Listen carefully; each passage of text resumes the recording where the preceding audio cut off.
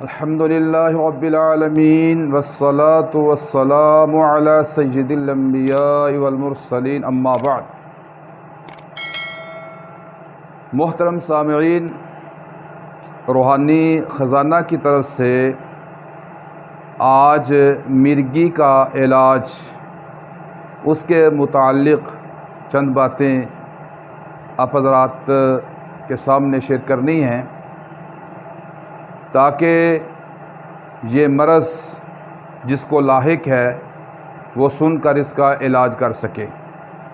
مرگی بہت ہی تکلیف دہ مرض ہے۔ اللہ تعالیٰ تمام مسلمانوں کو اس بیماری سے محفوظ فرمائے۔ یہ اللہ تعالیٰ کی طرف سے آزمائش ہوتی ہے۔ دنیا کے اندر کسی پر ایسی بیماری آ جانا، کسی پر ایسی مصیبت آ جانا۔ صحیح البخاری کے اندر بھی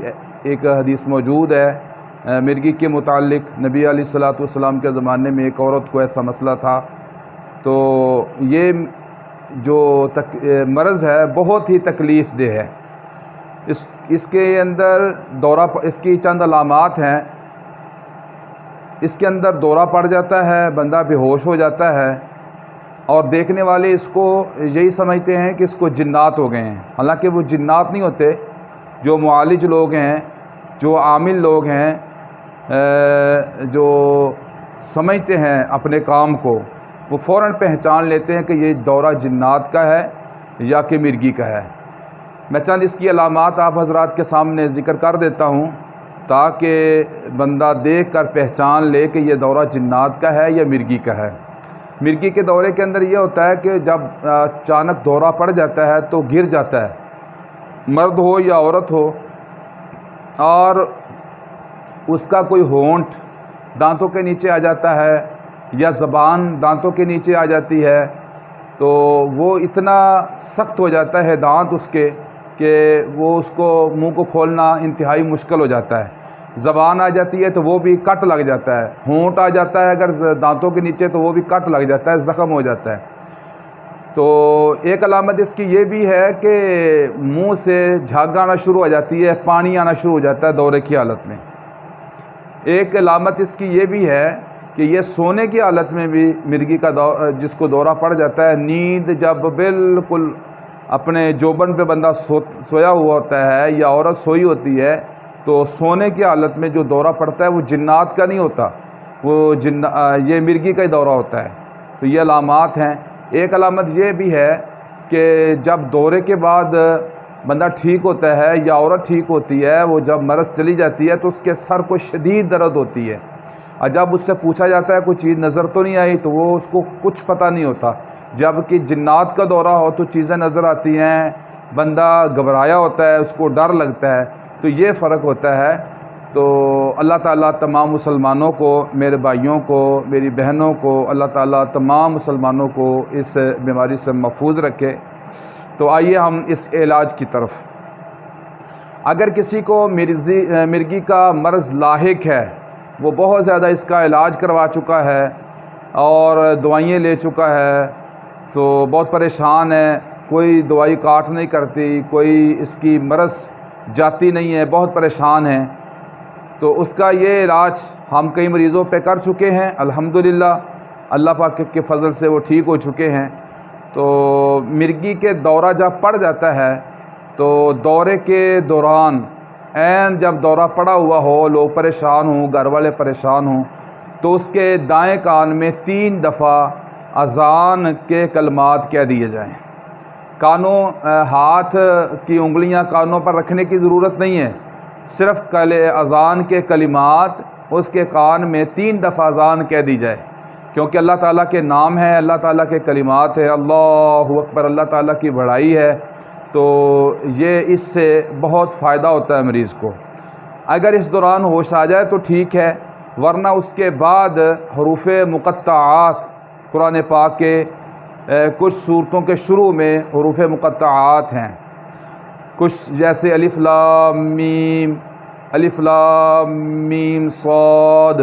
ایسے حروف کو حروف مقطعات کہتے ہیں، یعنی الگ الگ پڑھے جانے والے حروف، جدا جدا پڑھے جانے والے حروف۔ تو تو ان کا نیچے معنی بھی نہیں دیا ہوتا، اس کا معنی مفہوم میرے اللہ کو ہی معلوم ہے، اللہ تعالیٰ نے کسی کو نہیں بتلایا کیا اس کی مراد ہے، اس سے کیا اللہ تعالیٰ کس کی کیا اس سے کیا مراد ہے اللہ تعالیٰ کی، تو یہ اللہ تعالیٰ ہی جانتے ہیں۔ اللہ تعالیٰ نے مناسب نہیں سمجھا اپنی مخلوق کو لوگوں کو اس کا معنی بتلانے کا، تو ہمیں اس کے معنی کی طرف جو ہے وہ تگودو نہیں کرنی چاہیے، اس کے پیچھے نہیں بھاگنا چاہیے، بلکہ اللہ تعالیٰ نے جتنا مناسب تھا ہمارے لیے وہ دین اتار دیا ہے۔ تو حروف مقطعات جو ہیں ان کا معنی اللہ تعالیٰ کو ہی معلوم ہے، اور یہ جن صورتوں کے شروع میں کئی صورتوں کے شروع میں یہ حروف مقطعات آتے ہیں جو کہ اکٹھے بھی مل جاتے ہیں، ہم انشاءاللہ اس ویڈیو کے اینڈ میں آخر میں وہ سارے حروف لگا دیں گے، وہاں سے آپ یاد بھی کر سکتے ہیں اور وہاں سے آپ اپنے کسی کاپی پہ نوٹ بھی کر سکتے ہیں۔ تو اگر مریض کو ہوش نہیں آئی تو پھر آپ حروف مقطعات کو 7 بار پڑھیں، تسلی سے آہستہ آہستہ پڑھتے جائیں، 7 بار پڑھ کے ایک پھونک ماریں، 7 بار پڑھ کے دوسری پھونک ماریں، 7 بار پڑھ کے تیسری پھونک ماریں، تو انشاءاللہ مریض کا دورہ جاتا رہے گا اور مریض ٹھیک ہو جائے گا، اٹھ کے بیٹھ جائے گا، اور انشاءاللہ اس کے بعد اللہ تعالیٰ سے امید ہے کہ دوبارہ ایسا مسئلہ پیش نہیں آئے گا۔ اگر پھر بھی دوبارہ کوئی مسئلہ ایسا پیش آ گیا ہے، ایسا مسئلہ ہو گیا ہے، تو پھر آپ اس عمل کو پھر دہرائیں، یعنی جس طرح اس دفعہ کیا تھا پھر دوبارہ بھی آپ یہ عمل اس کے کان میں کریں، اور اس کے ٹھیک ہونے کے بعد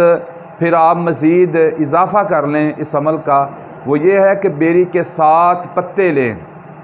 بیری جو گول پتے ہوتے ہیں، گول بیروں والی بیری ہوتی ہے، 7 عدد اس کے پتے لے لیں، ان کو دھو لیں، ان کو صاف کر لیں، ہر پتے پر حروف مقطعات جو ہم اپنی اس ویڈیو کے اینڈ میں آخر میں لگا دیں گے، حروف مقطعات کو 7 بار سارے حروف کو اینڈ تک آپ پڑھیں گے، اور 7 بار پڑھنے کے بعد ایک پتے پر پھونک مار کے دم کر دیں گے، پھر دوسرے پتے پر اسی طرح دم کریں گے، تیسرے، چوتھے، 5ویں، 6ویں، اسی طرح 7ویں، تمام پتوں پر آپ 7 پتوں پر اسی طرح دم کریں گے، یعنی ہر ایک پتے پر 7 بار آپ نے حروف مقطعات کو پڑھ کے دم کرنا ہے۔ جب 7 پتے آپ پڑھ لیں گے تو پھر وہ 7 پتے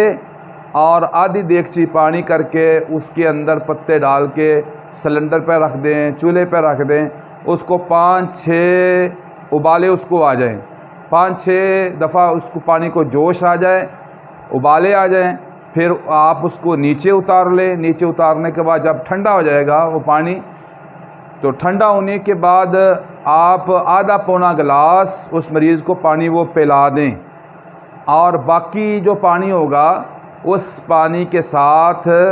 اور پانی ٹپ بالٹی کے اندر ڈال کے بھر کر وہ پانی اس کے اندر شامل کر لیں دیگچی والا،